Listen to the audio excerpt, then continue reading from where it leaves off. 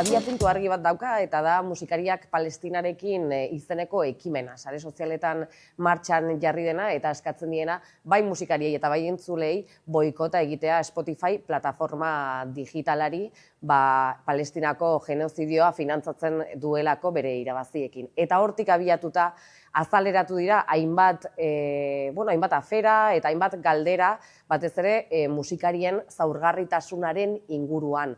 Hau da, plataforma digitaletan musikariek zer leku daukate, zer irabazten dute eta zer galtzen dute, plataforma bat uzten dutenean, zein da daukaten menpekotasuna, ikusgarritasun horri eta sare sozialei gaur egungo kontsumo modua zein den ikusita.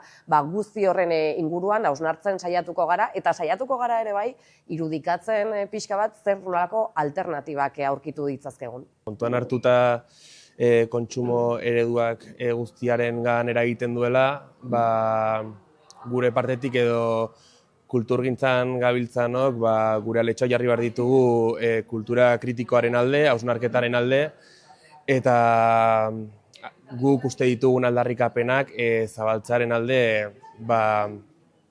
kontsumo eredu horrek are gehiago espazioak jan ez ditzan. Kultura beste zerekin gabe edo kritiko ez izen hori gabe ez daukala inolako zentzurik, ez delako ere erreala. Nik uste dut kultura guztia baduela kritikotasun puntu bat, kontua da zen norabidetan den kritika.